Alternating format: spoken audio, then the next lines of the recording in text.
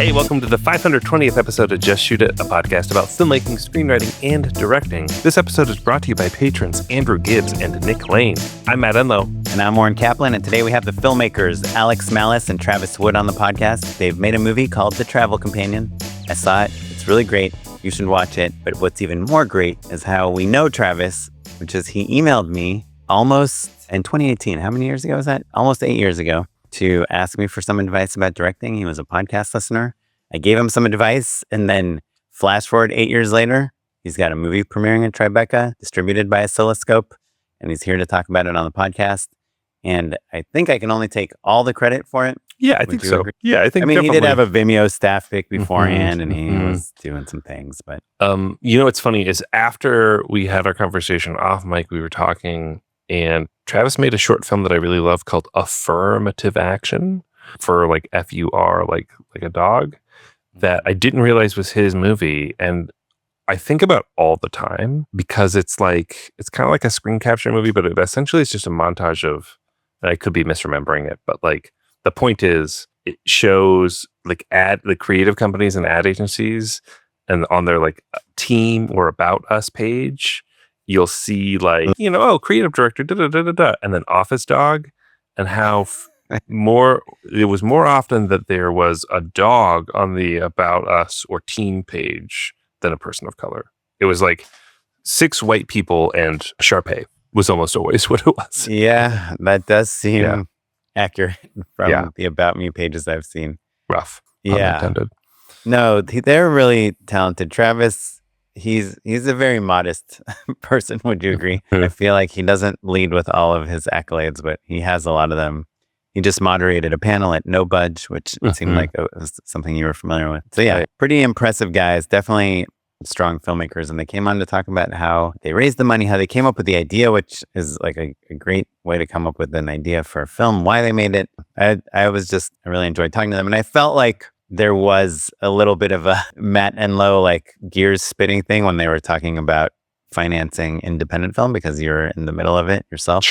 Sure. And you asked them a question about the profiles of their investors, which sounds like a question from somebody that is thinking about the profiles of investors. About it. Though, yes, certainly there's a selfish angle to it. But I think when you're asking someone to invest in independent film at $150,000 without name talent, that's a very different value proposition than if you're trying to raise a $5 million film with name talent, for instance. We could quibble about the likelihood of who gets their money back first, but the ultimate takeaway is like trying to give it like, is this friends and family? Are these strangers? Like how do you put a film together where the goals are, really clear but modest, right? Like when we talked about this in our conversation, they hit the mark.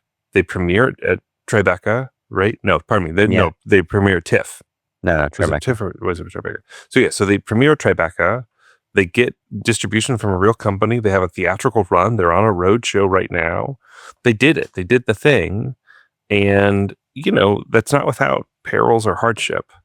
And so I think it was just a really pure conversation and pure experience for them. So we talk a lot about the ways in which they kind of carved their own path and the reasons why they did it and how they maintained a level of joy and artistry that's really admirable and fun. I really love this conversation. Yeah. I mean, I do think, like, just listening to you talk about this, it seems like the $150,000 film, the investors are people that are investing in art. In them. Yeah. Patronage. People. Yeah. And the $5 million film with the name are the people that are investing in a business or like commerce. And not that the $5 million film isn't artsy, not that the $150,000 film isn't commercial or business oriented, but in terms of the goals of the investment, they're probably a little different. Like in the terms you put it, the profile of those investors are probably different. Yeah. And that's kind of to think about. It's a little bit of a leading question in so much as I'm trying to illustrate who cares about what types of films. Yeah. No, it's good. It's a good thing to talk about. Anything else you want to chat about before we get into the interview? Boy, so much, but we had such a long conversation. I think we should hold our catch up for a later day, right? Yep, just like my burger. Everything but hold the ketchup. Hold the ketchup. Anyhow, like ketchup. no You don't see more ketchup on a from burger much anymore. A lot of special What? sauce. Special sauce. I You do never eat believe you're ketchup. Yeah. I do believe you're right, but because I happen to order more kid hamburgers than the average Oh, person, my kid loves special sauce. yeah, we always get like just pickles and ketchup for my son. My daughter's a little more adventurous. Yeah. Anyhow, let's get into it with Travis and Alex. Tralix, as I call them. I guess I feel like it's kind of cool. I was telling my wife about it before we started recording. I'm like, we're having this filmmaker on that emailed me like years ago, like right when he moved to LA. And now he just emailed me again and he had a movie at Tribeca. And when I say he, I mean he and Alex. Mallis, the man of the hour. Yeah, Alex, this is your entire apartment is what we can see right here. Yeah, right. Yeah, this is the New York It's lifestyle. the biggest apartment in New York. Yeah. Okay, cool. So Travis, you do have the email? Yeah, I got it here. I don't know why you just emailed me instead of emailing the show. But, Well, because I don't respond to emails. Yeah, Matt doesn't have email yet. Yeah. He's working on it. I should get it eventually. But so do you have any insight, Travis, on why you emailed me and not Matt? I don't know why. I think maybe you had just said something about meeting up with someone, or maybe I was faster to find your email. Yeah, I'm more available. Matt's elusive and mysterious. Mm-hmm. My reps actually think I'm too available and not mysterious enough. Anyhow, Travis, do you mind reading the email that you sent me? Yes. Okay. So October 13th, 8 years ago. 2018. 7.5 years. Hello, my name is Travis. I'm a filmmaker from Minneapolis, lived in NYC the past 2 years, that just made the move over to Los Angeles. I've been listening to the podcast for a while, and it definitely planted the LA seed. Do you have any tips on finding initial directing gigs? I've been consistently making shorts that have been semi-successful at festivals and online, but not sure how to bridge that into a directing career. I know you guys covered getting started on sets, but after freelancing a couple of years in various roles, it didn't seem like it was leading towards directing. I remember you saying you frequent the same Starbucks. If you have any time coming up, I'd love to pop in and introduce myself. If not, I'll catch you at the next live show. My work can be seen at elstrab.com. I look forward to hearing from you. Travis. What do you think, Matt? What's your rating on the thirstiness versus generosity? Matt has a lot of thoughts about when you email someone to meet up, how you should do it. Well, I think that was great. I think also, this is pre-pandemic. This is much earlier in the show, and I think that was a perfect email, right?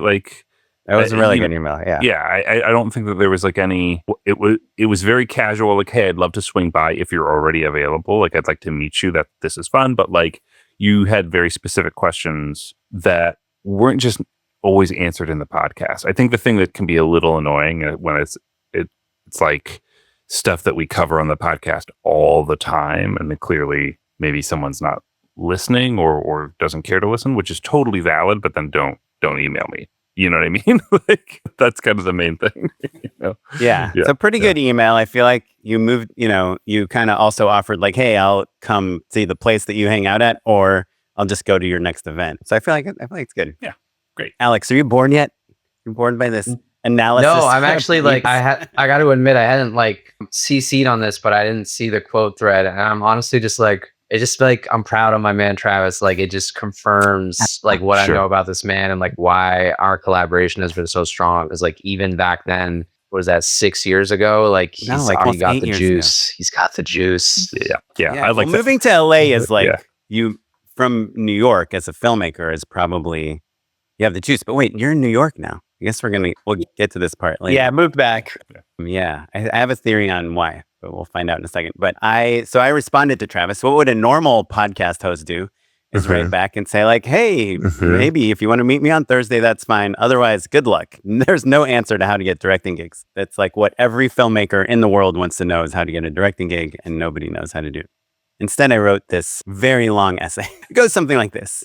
Travis, thanks for writing and listening to the podcast, and congrats on your move to LA. I checked out your website. There's a ton of great stuff there. And it's awesome that you have a Vimeo staff pick, which, by the way, that is a huge... It's still awesome. It's a huge accolade to make me be oh, you're serious about filmmaking. Yeah. And you went to a ton of festivals. But that said, I'm not sure exactly what kind of work your website is setting you up to get. Commercial, branded content, web series, documentary, TV, stop motion. Because the thing is, I feel a lot of people that are saying they want to get directing work, you're not going to get a feature or No one's going to pay you to direct a short film or a TV show, right? Yeah, that is true, though. In 2018, as a little caveat, I think everyone's websites looked a little more scattered.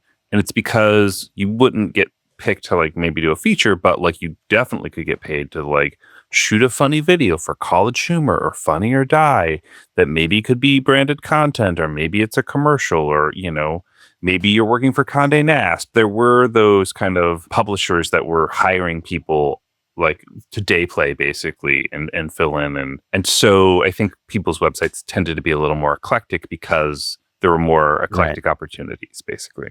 And it was still kind of the era of like, I can do anything. Please hire me. Yeah, this is like a post BuzzFeed, but pre-pandemic world, right? Yeah. So then I gave my theory on working on sets.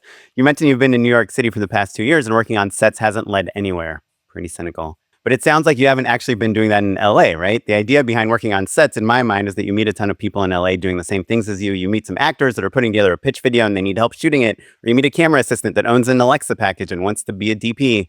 Or you meet cool people that invite you to networking events. So I think that that's something you should definitely keep doing, which that's how I got into film, like into LA filmmaking too, is just dolly gripping, boom opping. And I did all sorts of random things and even DPing like here and there. And at the same time, I think you got to make your own stuff, at the very least writing or pitching. So then you can show your work, which obviously you were already doing when I told you this.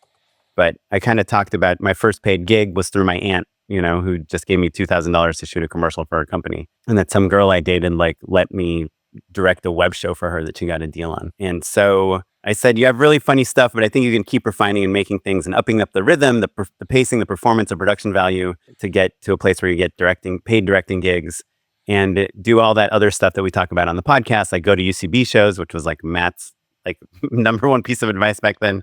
That was more to make friends than to book work, but to meet both LA people, honestly. Yeah, for sure. Hook up with comedy actors and writers and make stuff with them. That probably came off of like the Sam Zwiebelman who made Pen 15, you know, with two actors that he met at UCB. And maybe they might know some celebrity that'll help improve your reel, which is what happened to me. Like I worked with these guys at UCB and they're like, oh, Dax Shepard is coming. Like, let's shoot a scene with him. And then I was like, you can also try getting a job at a production company and bugging them until they let you direct something. It's a hustle, man. For me, I'm not available for a while, so I won't be at my favorite Starbucks, but I'll be back in November. Feel free to ask me anything or run ideas over email, though. Happy to share any advice I have.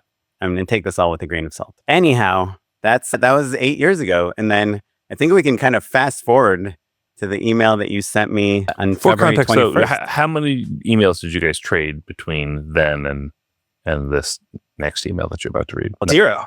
Just one more. Travis wrote back and said, thanks for getting back to me. Great info. Have an awesome time in London. I think I was I guess I was on my way to London, I guess. I don't know why. But yeah, so you wrote me on February 21st. Do you have that email, Travis? Yep. Okay, hit it. 7 years. Hey, Oren. 7 years later, and I'm still listening. Rereading this chain. Thanks again for such a thoughtful response. I made my first feature film this year, The Travel Companion, which premiered at Tribeca and was acquired by Oscilloscope. The film was made for $150K and really embodied a just shoot it mentality. My co-writer / co-director Alex and I are starting some outreach ahead of our theatrical run and would love to be on the show if you and Matt see it a fit. And then you sent a synopsis of the movie and the trailer. Yep. Which the trailer, again, I watched it. I was like, okay, yeah, this trailer looks pretty good. And then, then we booked it. We booked you. So I don't know. There's one thing that you should actually throw into this thread that I'm noticing, and I feel like it's something that maybe Travis and I will touch on at some point, is there's one email in between his recent one and when you're like, yeah, come on. And it's the 2-word email that has like really helped us out, which is just following up. Oh, yes. Oh. Because I am now realizing that so this is what I do a lot. I don't know if this is giving away too much private info, but when we get pitched an interesting pitch, I will usually forward it to Matt and say, hey, this looks interesting. Yeah, one of us will weigh in and be like, hey, like, I think this could be cool for some reason, right? And if neither of us forwards it, then it just disappears. Yeah. But so I forwarded it to Matt and I was like this is a fun email. Like, look at the chain. This is someone that's been listening forever. And like Matt said, we have so many people that lie to us and tell us that they love the podcast, but they don't have like the receipts like this. They gotta have the receipts. Yeah. And so then Matt wrote back. He's like, oh yeah, let's have him on. We can read the emails on the podcast. And then I didn't do anything for a week. And then, you did send that email following up, which is like, what's crazy? Like I get this is not at all specific to you, but in general, I get pretty annoyed by the following up emails. However, they are effective. They work. They work. Yeah. I do reconsider things. Sometimes you do need to just hear no, right? And sometimes it's like, oh, it just kind of got buried in your inbox, and you did want to say, hey, yeah, guys, hop on, right? I'm curious, Travis and Alex, do you guys have a method for following up? Yeah, I think we just follow up until we hear back, like a pretty firm no. So like, that's like the whole strategy of the film, I think, is just sending an email and checking in once a week. Like, and do you just email... like set it? Is it like a timer? You just like boomerang it until it comes back into your inbox a week later? Or I'm all about email management. That's the other topic of this show. Yeah, it's like, I think it's a little bit freestyle. Like we were kind of, having a beer the other day and talking about using like search filters, like from me with subject line, and then you just go through and you can kind of, and like a keyword, like in our case, BAM, which is the place, the screening house that we're opening in New York. And then you can just quickly see from emails from you that have no additional correspondence. And then you just go one by one. Oh, I'm so glad I asked this nerdy question. That's so good. That's excellent. So, wait, but do you have like Terry Gross and everyone on there? Like, are you just emailing and it's ever interviewed you'd be a filmmaker? surprised. I mean, there's a radio station in New York, WNYC, which is the NPR affiliate in New York City. And we just emailed them and followed up a couple times, and then they responded, and it's looking like we're gonna have some luck there. So that's just what like, I'm talking about. That's hammering, man. It's crazy. That's incredible. Yeah. Sorry, not to make this an email podcast, but how many times did you follow up with WNYC? Just 2, but that's like average. Like 2 is the average, but there's been some emails. Probably the most emails that has like resulted in something is there's a small part in the film that we originally wanted to. We were excited about casting this professional skateboarder. He's kind of like an OG skateboarder. And is that not quite? Yeah, this guy is named Mark Gonzalez, and we tracked down like his manager. I forget how, but we figured out, okay, this is probably a good shot. I sent him an email. I followed up, I think 5 times, just like, hey, following up, would love to chat. Like, hey, just like still down to talk. Like, hey, following up. I wrote him 5 times. No response each time. No, right? No, you can see on my Gmail. It's like this almost comical. And then on the 6th time, he writes back and he's like, hey, so sorry, so apologetic, like, so sorry, like I've been busy, whatever. Like, I'm gonna like give you the answer you're looking for, which was a positive one. And then he's like, also, I just want to say, like, I really admire your hustle. Like, I can tell you're the kind of person who gets shit done and doesn't just talk. And it was like, oh, okay, yes. Like, it's just so validating. I feel like we've been talking about this a lot lately, that people have this image, like peers of mine, even myself in moments, you have this image of sending an email and it being received on a silver platter by somebody who is well rested and well fed and has been waiting your email all day. And this, like, finally your emails arrive. And that's just not the case. Like, it's just gone immediately in the onslaught of emails. And it's actually like an attention game. You just have to like kind of poke. And I have, to this day, and hopefully this record will continue, I've not gotten somebody that has written back and said like, hey, cut it out. You're driving me nuts. They're always like, I'm so sorry. Like, okay, here's the answer you want. Yeah. Generally it's positive, occasionally negative, but like they always respond. And like, that's what you gotta do. I love this so much. And I'll also, because I'm really in that zone right now as well. I'm fundraising for a film. And so like, I'm doing a lot of outreach. And I have gotten a couple instances where people have been like, hey, I don't want to be like, stop emailing me. And that's it. And it's like not that big a deal. Do you know what I mean? Like even sorry, when they're Mom. like a little snarky, it's like, okay, it's over. Next. You know what I mean? And it does feel bad for about 15 seconds. And then you just, like maybe even for a full day. But I'm struggling to think now. There were a couple where like I'd accidentally double emailed someone and they were like, hey, I said to take me off the list. This is really rude, or something to that effect. And I felt really, really bad about it. And I could not for the life of me tell you the name or who that person was at all. Do you know what I mean? Yeah. Like that was me. Yeah, it was Oren. Yeah. Well, so let's talk about Travel Companion. Is it both of your guys' first feature? Yep. Debut feature, co-direction here. And can you guys give us the log line? Because you kind of did the cardinal sin with the subject matter here. All right, I got it pulled up. The Travel Companion follows Simon, a struggling documentary filmmaker who enjoys free flights courtesy of his best friend and roommate, Bruce, who works for an airline. However, when Beatrice, a more successful filmmaker, enters the picture and starts dating Bruce, Simon risks flying too close to the sun. Nice. The Icarus story. Yeah. So you did that thing where it's a movie about something you know, which is being a filmmaker in New York. And 9 out of 10 times, I feel like that's kind of dangerous. You are flying a little close to the sun. Well, hold on. I think everyone says like write what you know. No, I think it's not the writing what you know part. It's the filmmaker part. Yeah, sure. Making a movie about a filmmaker. Yeah. Because it's just that you have to kind of nail it because it's just something that many filmmakers have done, right? Yeah, I think maybe the other trick is like it's hard for people to relate, but if you're specific, then I think it always works out. You know what I mean? Like, well, I've never been attacked by a shark, and Jaws still works. You know? Yeah, but I guess I'm curious about the strategy behind this being your guys' first film, because it's done really well at festivals. It's got picked up by Oscilloscope. It's getting distribution, but really, I think when you make a movie like this, it's kind of, you're making it a little bit more for the festivals, for the other filmmakers, for people that understand filmmaking. Or yeah, is it? Let's see what these guys have to say. Let's not put some words in their mouths. Well, yeah. What was the strategy behind the subject matter?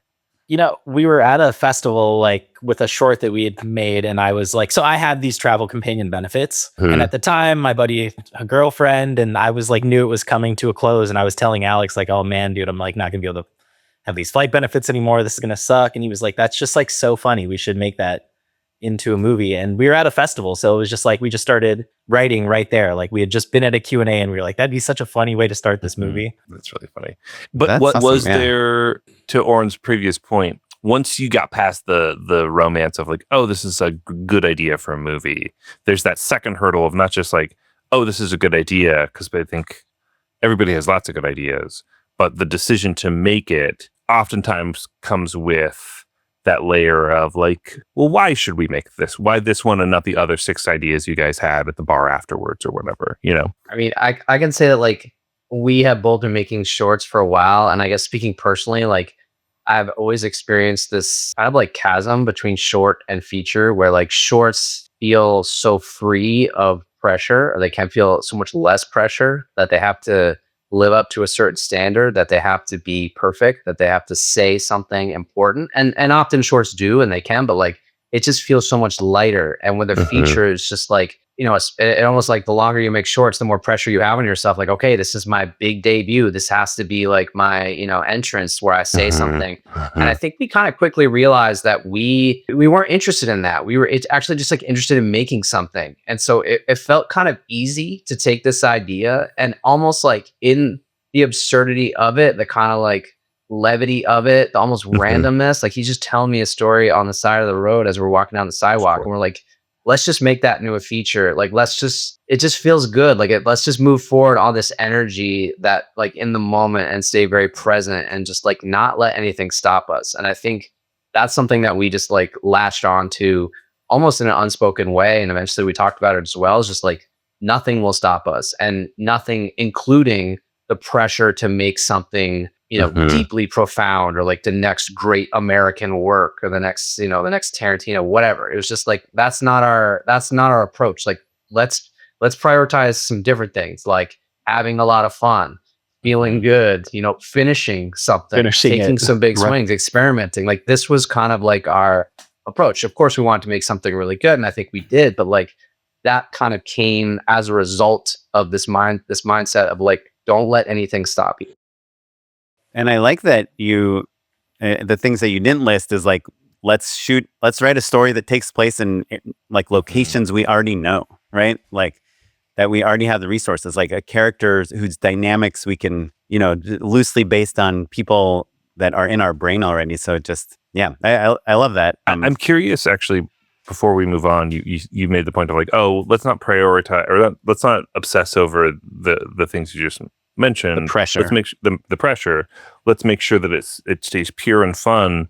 What were the things you feel like you actively did that made it fun, or kept it pure, or kept it light? You know, were there the things that you specifically did to make that worked? You know, I think like there's always kind of this like I feel like there was times where we were like, oh, we got to get this to a production company. We got to get this to an agent. We got to get this to a manager. Like we got to try and follow some path. And then I feel like we just kept with like regrounding each other. Like You know, like we're gonna shoot this no matter what. Like at one point we were like, we can be the lead actors. We can use a mini DV cam. Like we can just make this super lo-fi. So like I think we always had in our head like we're just going to shoot this like at all costs. And I think like when you kind of have that in the back of your head, it takes away the big pressures to try and make it bigger than it needs to be, or try to get that A-list cast. Like it almost just like kept us in a really fun spot because we're like not beholden to like this invisible person that's going to come along. We're just like to each other. We like it felt like anytime the project was in our hands, it felt good and it felt like we were moving in the right direction. And anytime we were like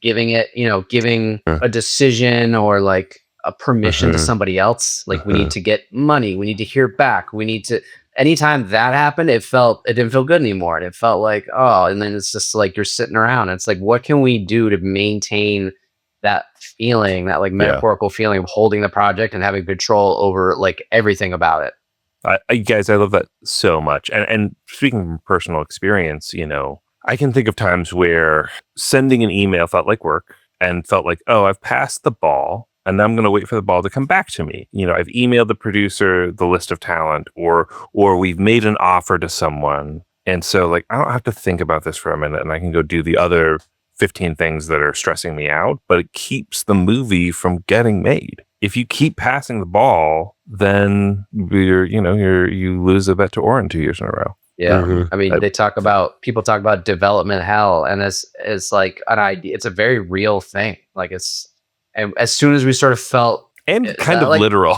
Yeah. Is that where we're going? Like, no, we need to go the other direction. And that means let's shoot this film for 5K. Oh, we just raised 10K. Okay, now we're shooting it for 10K. Oh, now we have 20K. Now we're shooting it for 20K. Like, and just having like scalability be an implicit part of the process. Like as we started to have a script, even when we're writing the script, you're like, all right, well, I know a guy with a camera shop. All right, well, let's shoot at this apartment. This is the bodega I go to. I bet we could do that. You know, the subway's free. Let's write those things in. And we didn't want to discourage ourselves, but we're like, we're not going to shoot on, you know, a cruise ship or something. Like we were kind of like maybe lightly discouraging the like big production value set pieces in favor of things that we felt like, okay, that does seem plausible. Even though it's a movie about a man that gets free flights. Sure. Yeah, well, we can tell you about the airports when we get to that section. Well, before we get to the airports, sorry, just a couple takeaways from this stuff that I think are really interesting. One is like the way you generated that idea, and kind of going back to like making movies about filmmakers is tough. I do think that it kind of almost seemed like maybe, Travis, you were stressed out about something, and Alex was like, what are you so stressed out about? And you're like, well, I get these free flights and now I'm going to lose them because the guy that gives them to me is going to give them to his new girlfriend. And so even though the character is a filmmaker, which is highly specific and maybe people don't know the details of a freelance filmmaker's life, but the idea that you've been getting these free flights, something for free, and now you're going to lose it to your best friend's girlfriend is super relatable. It could be, oh, like my friend's a bartender and now I don't get free drinks. It could be, you know, they own a laundromat and now I have dirty clothes, whatever. Yeah. Well, it just made me think. So I was kind of stressed out this morning and my wife was like, what's wrong? And I was like, well, I got an email this morning that told me it was from Adobe. And they said, hey, it's been 9 years. You're not a student anymore. That's funny. I'm like, well, but I still have my EDU email address. And I'm like, am I really going to go from $30 a month to like $80 a month or whatever insane amount of money it is? Sure. And that was stressing me all day. And it just made me realize that you guys found these very relatable stresses in your own life, set them with characters you know and places that you know. And you made a movie that is like both highly specific and universal. And you did it at a budget where worst case scenario, just the people that are also filmmakers will watch it. And that's probably good enough to make your money back and get distribution. But best case scenario, it's, you know, everyone can relate to it and it becomes something much bigger. So I don't know. I think those two things are really awesome. I do have one note though, which is if you threaten to quit Adobe, they'll give you a discount. Is that what your note is? 25%. No, my note is about specific to the travel companion. So even though Travis and I had emailed years ago, I had no idea what you looked like or what Alex looked like. And when I went to the IMDb page of your movie, The Travel Companion, there is neither one of you guys has a picture on IMDb. Hmm. I cannot tell the name of the lead of your movie. I actually thought maybe the lead was Travis. Under stars, is the lead, what's the lead's name? It's Tristan Turner. Tristan Turner. He's not listed as a star, and there's no picture of him on IMDb. So trying to research your movie, you guys are amazing at emails, but once I get the email, it's really hard to like figure out who you guys are, and who your lead actor is. So on that note, I think what you're making me feel is it's just reminding me how much I hate IMDb as a website. Sure. I know, but unfortunately, it is like the main research tool of our industry. Yeah, yes, and also I don't know about your Letterboxd status, but I mentioned I just got back from CineQuest, and a friend of mine had a premiere there, and it took me a long time to find his film on Letterboxd. And I know that sounds kind of trivial, but like those little things of like getting things set up or, making sure that they're visible are the ways that people can spread the word about your film. You know what I mean? Like, I like the film, I, give it a little review, and then all of a sudden things kind of go, not viral, but like they grow audiences in those ways. So all of those little things it's hard, right? Because you just made a movie and now you have to be social media marketers as well. Right. And look, it's our a show is festival movie. bad at it too. So, Yeah. We're horrible at it, but it's a festival this is the pot movie calling the kettle black for sure. about filmmakers. IMDb is where filmmakers like look up movies. So my advice, I thought the performances were so good. I thought Tristan was awesome, and the other guy, Anthony, he's like done a lot of other work, right? Yeah. That like such great performances, and the fact that Tristan doesn't have a picture on IMDb, you guys got to just like chip in and buff out his profile, because I think this movie can do a lot. We plucked him out of theater school. We shot non-union, which limits your choices quite a bit, and so we were working with this casting director, Alan Scott Neal, and he was extremely creative and, dogged in the way that he found these non-union actors, like theater, in this case, theater actors. And in the case of Naomi, she's a trained actor, but she's more of she's known as a DJ. So he was finding these people kind of in the alternative, down the alley around back. And but it's all very New York to me, guys. Like, and I mean that as a compliment. Travis, I'm curious about your journey back to New York. But before we get there, are we okay with talking about numbers a tiny bit? Yeah, totally. I'm curious about how you raised that money and what you feel like was the right thing to spend it on. What were you glad you spent, the money on? Because, like, correct me if I'm wrong, but the number's 150, right? Which is so much money for a regular person and not very much money for a movie, right? So what like, it's impressive that you guys sprung for a casting director, for instance. I think like some people kind of maybe do it themselves, and maybe they excel at that, maybe that's a skill, and maybe that's something they should have sprung for. I don't know. What are the other things? How did you cobble that money together, if it's interesting? And then what were you glad you spent money on? And just a quick note from having seen the movie, it does not, a lot of people are like, we made a movie for $500,000, but it feels like $5 million. Like I feel like I always am not interested in those conversations, because it's all like just so subjective, and they're largely talking about like what camera they shot on or something. Yeah. I think that your movie, to me, the only thing that matters is scope. Does this all take place in like a white apartment, or does it feel like we're in a world? And there's so many locations in your movie. This, like, clearly you shot for many days. You're all over the place. You're traveling. There's energy and there's energy. So sometimes I feel like when people hear a budget like that, they're like, oh, I don't know if I want to watch that. But this movie feels big. It feels like an episode of like, Girls or Insecure or something.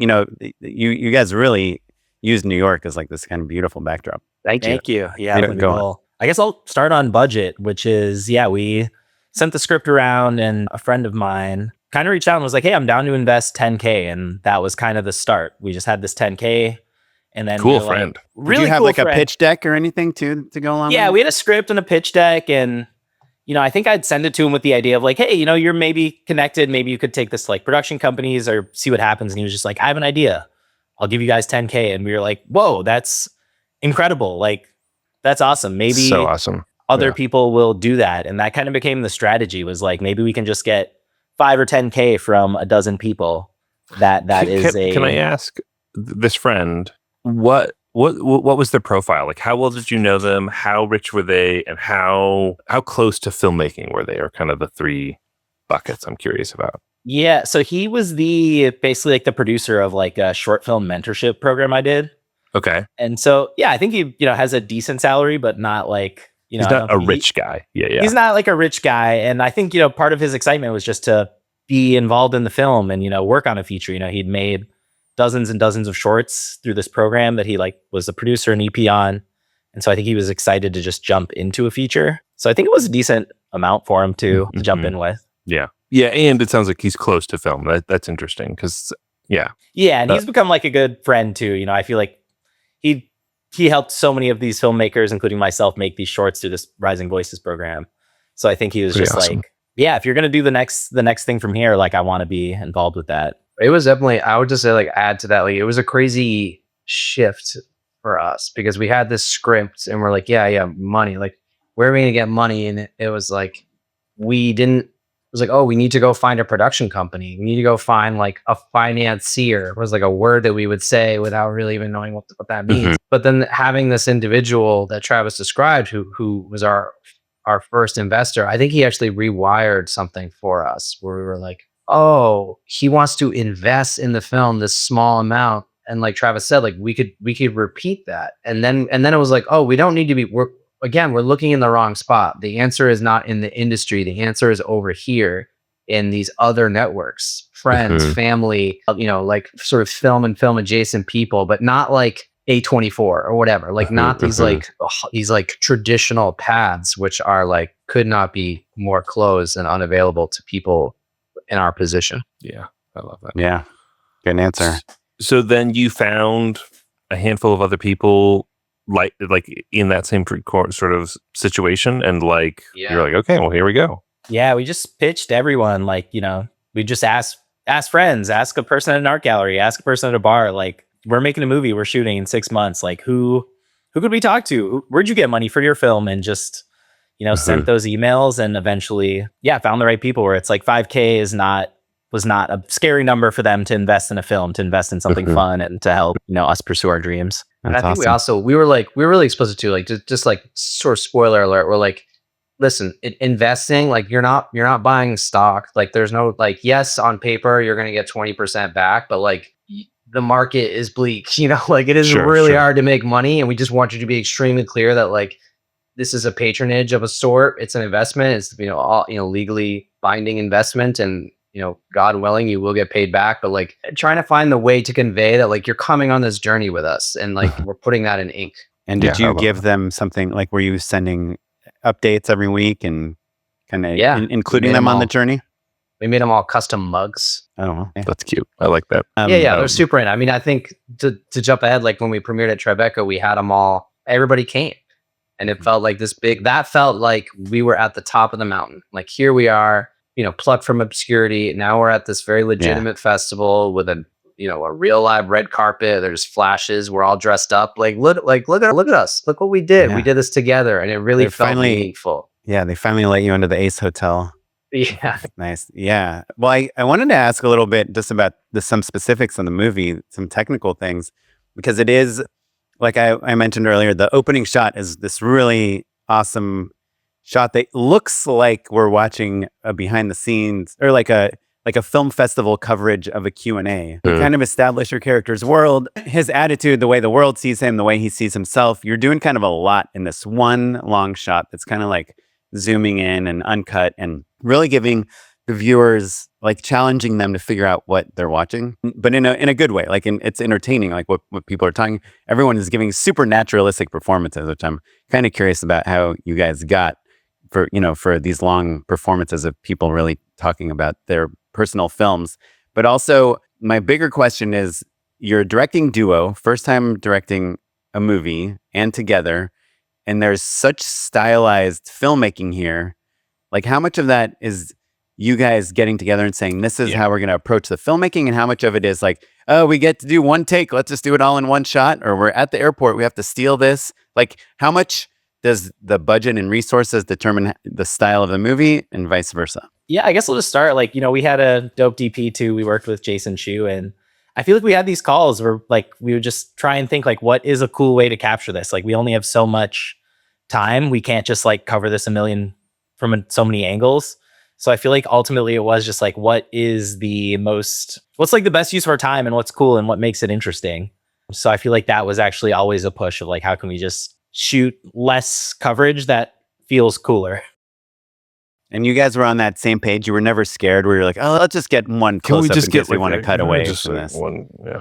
I guess there was maybe 1 or 2 moments where we'd have like, we should get coverage, but I think our general rule and for like, I mean, a lot of people ask like, how do you do it with 2 people? Like this idea of like singular auteur makes so much sense, even though it's kind of, I feel like that makes no sense to me, but like having like a collaboration feels like such a hard thing to people. Just imagine this like conflict. And for us, it actually felt very natural where we'd have these situations.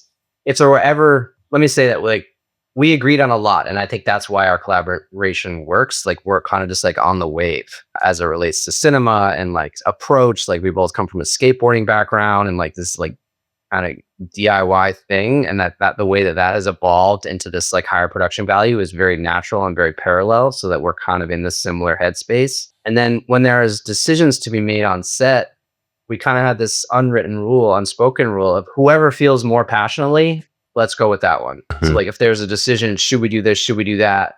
And one of us is like, let's do it this way. And the other person's like, yeah, sounds good. And that would flip back and forth. So like the on-set decision making. And then as Travis was saying, like, yeah, we had, we knew that we only had 15 days and we had 90 pages to get through. And that means that we're not going to get to cover stuff traditionally.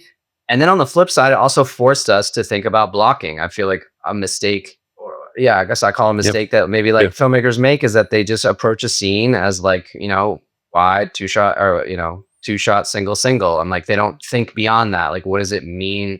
And so knowing that we had limited time and we had to do interesting blocking when we were walking through these spaces, we were thinking about that. Like what happens when how will this force the actors to stand and move so that we can still tell the story? Are there storyboards where it's like you guys playing all the parts? Like photos Oh yeah. We use this app. What's it called? Cadridge. It's like, like mimics the frame of the whatever camera, in our case, the Alexa. And there's a bunch of shots of us just, standing awkwardly in different positions. Super helpful. I gotta say, like storyboarding is like so underrated. I cannot believe like when we storyboarded out or shot listed and storyboarded those scenes like soar. And then when we kind of maybe got lazy or like didn't fill it in, like those production moments felt more hectic, like every time.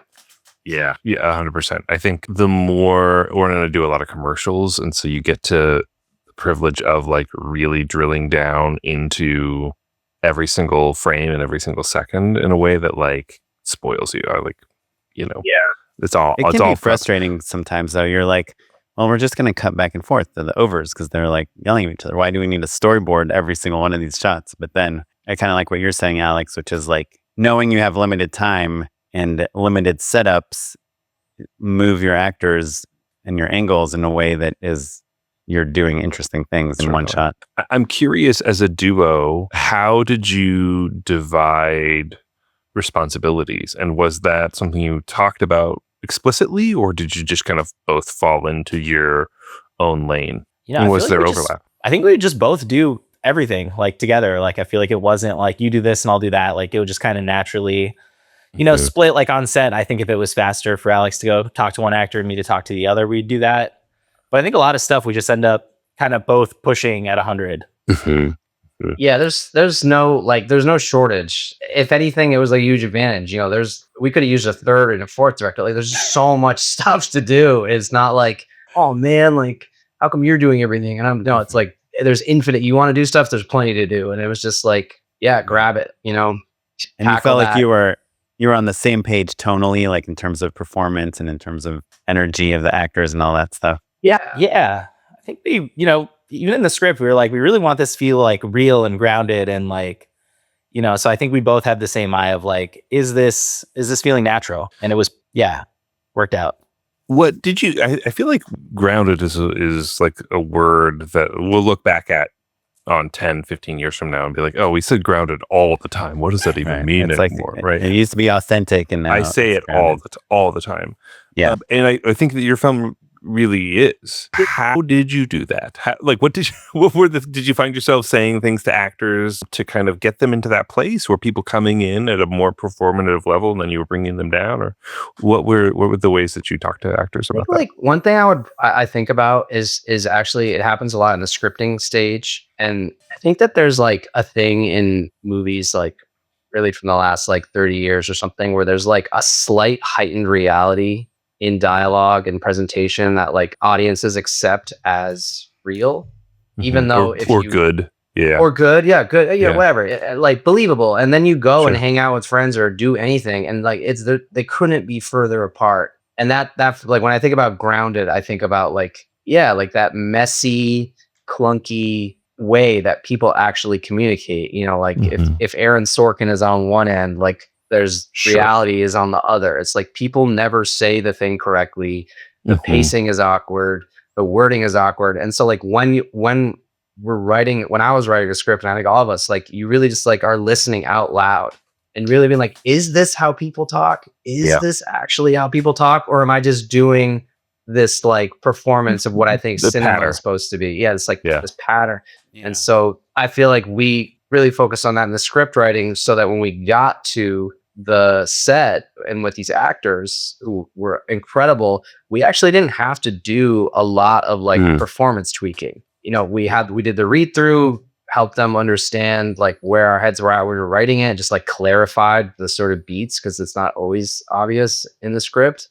And then we kind of let them cook. And I feel like our job as directors was most of the time, a couple of exceptions, but most of the time was just to remind them like where they are. You know what I mean? It's like we're shooting out of order, and we're sort of keeping an eye on like the larger thrust of this emotionally. We're just like, hey, remember, you just came from here and you're going to be headed here.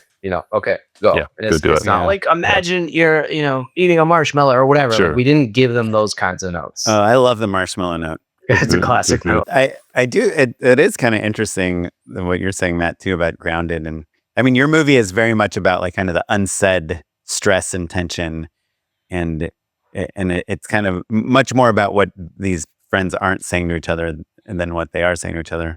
And I am thinking about like all the Oscar-nominated films, like One Battle After Another is not grounded, right? And Marty neither Supreme? is Sinners. Marty Supreme's not grounded. But maybe Train Dreams or Sentimental Value. There's like some movies that probably feel more grounded. I don't know where Hamnet lives on that spectrum. But I think, Alex, your point is like people just aren't as clever or as succinct in real life as they are in the movies, right? It makes me think I'm a big Survivor fan, and season 50 is happening right now. It's a big deal. But I saw on Instagram, my wife showed me like just like some behind the scenes of like a couple people like sitting by the fire talking, but it was unedited. It was just like a raw phone video, basically, from the reporter. The EW reporter was on site. And I was blown away by how boring it was. And it's exactly what you're describing, but we do it even in reality. We're constantly enmeshing music and sound effects and voiceover and Frankenbiting things and tightening things so that conversations are coherent and quick and are in and out in about 30 seconds, and then you're on to the next plot point. And there's no silence. No silence, but like it's reality. And so you kind of think that these people are they're a version of themselves, but as soon as you pull away all of the artifice that post can put into it, and we put into a screenplay even, you're reminded of like how mundane everything is. Like they were shooting 16 cameras for 3 days to get that one episode, not literally nonstop. Anyway. Yeah. Well, so now that I'm assuming this movie is a success for you guys. It seems totally like it premiered at a great festival. It looks great. You guys kind of discovered some actors that I'm sure are going to keep working as long as they figure out how to use IMDb. What's next? I mean, obviously you're doing your press tour right now, but do you guys is it time for Travis to make his movie and Alex to make his movie? Or are you guys going to try to do another one together, or maybe try to pitch a TV show or do a pilot presentation or commercials? What's the next move after a duo releases their first movie? We're cooking up another one. And then, we've made movies together and sometimes we make them separately. I think it's just like, where's like the natural overlap on some of these things. But yeah, I want to jump into making another feature. I feel like we learned so much that I want to use all my knowledge again. Yeah. The tragedy of like independent filmmaking is that you're on set for 15 days every 3 years. It's just like, I don't, it takes so long to like get back on the saddle, but like, I'm so anxious and excited to, course correct in all the ways that we implement all of these little tweaks that we learned. What would you do differently? What's like the top of the list of that course correction? I look back at this movie and I'm like, that's exactly the way that movie needed to get made. Like, there's very few moments where I'm like, oh man, what a fucking amateur, mistake we made. I think maybe when I think of, we haven't talked about this a ton, but like, I think for me, the maybe like one area of this film is that we were so gung ho about moving forward that there was maybe a point with the script where we were like, okay, let's just like, it's time to shoot. And for the next one, it doesn't mean we want to change what we have, but like for the next one, I really want to like kind of like write it and step back and think about sort of like the larger implications of the story we're telling, and sort of like what is the meaning, and kind of like edit further in that moment. I think for me, that's kind of what I'm thinking about. Yeah. Travis, what about you? I can't actually really think of a thing that I would change, but I just feel like excited to do it again. And like, I feel like, then how about my follow-up question? What would you keep the same? What's the thing you're like, if circumstances are going to be different, we figured, but this is the thing that we're going to do. I just say I love that framing so much. I really like the way that you frame that. Thank you for asking it that way. Sure. Yeah. I think the performances, I feel like just delighted every time I watch every performance we got, every character we got. Like, I just felt like they feel so real to me, and I would just love to do that again. Like, find, you maybe work with the same actors, but find new ones and just keep that level of talent on screen. Yeah, that's great. When I made my first movie, I had a really introspective, kind of relatively quiet main character that was kind of angry a lot of the film and kind of fighting everyone around him. And I was like, my next movie, I just want a character that's just like joyful and just talks the entire time. Like, to me, there's something about like when you make one movie, at the next movie, maybe you kind of want to go the opposite energy, Yeah. I don't know. To me, that's like fun to challenge. I wonder if maybe, Oren, you were also just finding your voice. Do you know what I mean? Yeah, I mean, I guess I do kind of have like an energetic voice, and I made it kind of my star is deaf, a deaf actor. It was kind of a quieter movie all around, and even though he's like a fighter, but yeah, maybe I was finding my voice. Yeah, you're not like, you haven't swung back the other way. You're not like, wait to make my next fighting movie. No, now I'll watch a comedy and I'll be jealous like that there's so little dialogue. I'm like, sure. Everything I shoot has like wall-to-wall dialogue, and I'm trying Yeah, sell chicken nuggets. I have one final question for you guys, actually. They're not nuggets. Oren, he kind of alluded to the fact that this movie is a success by, I think, most people's standards, right? When you were first making the film, what defined success for you? What does success look like? And then follow up of like, for the second film, has that paradigm shifted? Is there a difference between what success looks like between then and now? Oh, go ahead, Jarvis. Yeah, I think just to jump in for this, like, I think success was just literally making it in any capacity for me. Like, walking away with any product that was 90 minutes long, I think was just like fully the goal. And yeah, I think for the next one, it's just like, I feel like in distribution, we've just been learning it is tough. Having a star in your film is super helpful. Like, getting it out there is tough. Getting the word out. Like, I would just, I think we've gotten to like near the top of what a film at this scale can get to. Mm. And so I think I would be happy to like jump up a ladder and, work with like a little bit bigger talent or union talent, have a little bit more resources on set, probably like make a single dollar would be cool between either of us. That could be an awesome goal to just walk away with, even $500 would be sick. Yeah. So I think, but I think actually, honestly, like $1 is a pretty good, because you're not going to actually literally make $1, but just like getting some money. Yeah, something you can frame and put on your wall. Well, $1 in our pocket would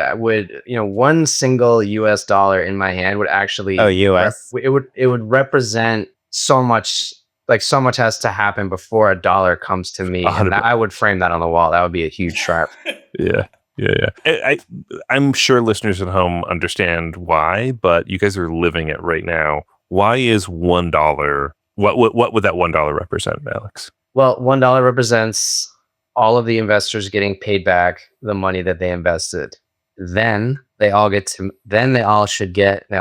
get 20% additional. And after that, we have to pay back all of the costs that we invested into the distribution, marketing, making DCPs, promotional materials, and that adds up.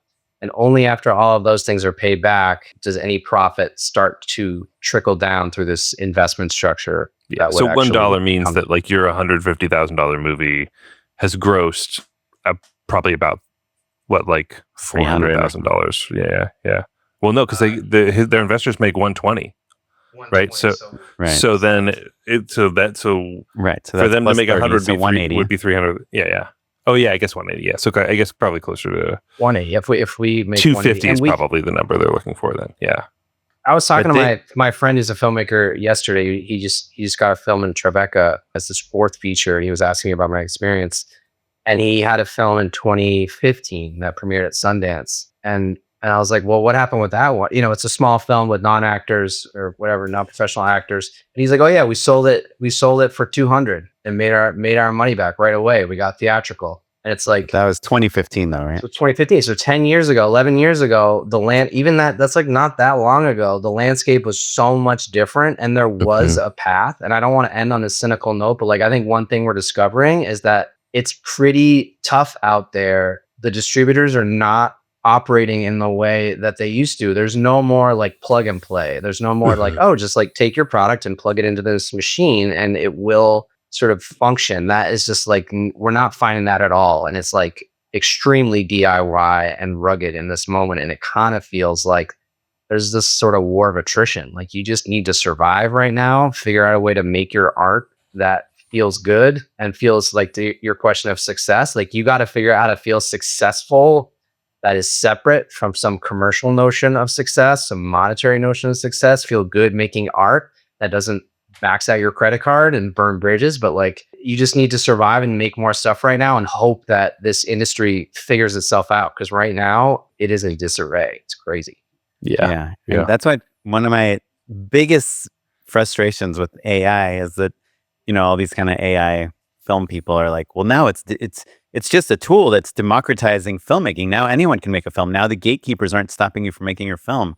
And it's like, dude, there are already so many films that are not getting to anyone. Like, do we want 100 times this many films to exist? The problem isn't that not enough people are making films, The problem is that not enough people are finding films, and making more of them is not a solution, I don't think. Exactly. But your film is really fun and really great, and congratulations. How do people see it? It's coming to, for those in New York City, it's gonna have its theatrical debut at Brooklyn Academy of Music, BAM, April 10th to 16th. So I'll have a nightly screening there.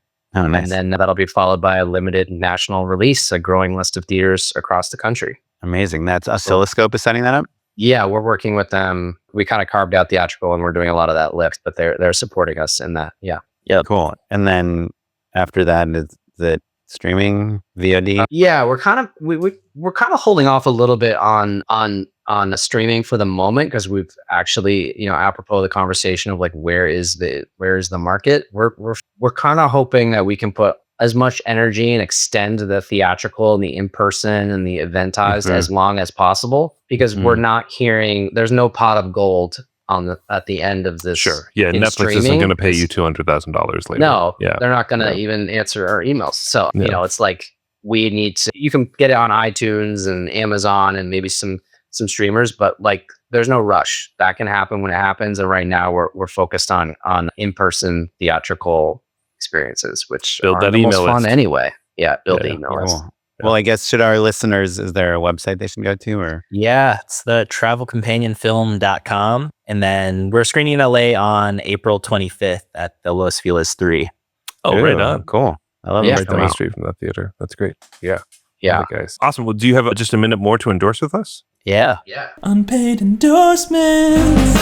I'm going to endorse a movie that I'm embarrassed to have not, for it's taken me this long to see it, but I finally watched High and Low, the Kurosawa film, which is like pretty famous and like very high on all those like Letterboxd, IMDb, like movies you have to watch before you die. But it's like not a samurai movie, and I just hadn't seen it. And I saw the Spike Lee remake before I saw the original, and I really liked that, even though it's a bit of a mess. And so I finally watched High and Low, partially because it felt like homework, maybe. Yeah. And you guys, that movie fucking rips.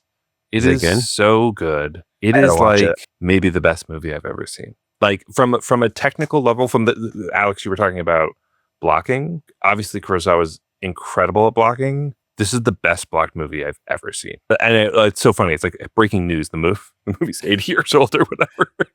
But it's worth it. It's streaming on Criterion. High and Low. Holy shit. Cool. It's great. And is there any relation to Matt and Low? Yes. High, Matt, and Low. But no, just to talk about the concept a little bit, it's like a modern like crime thriller.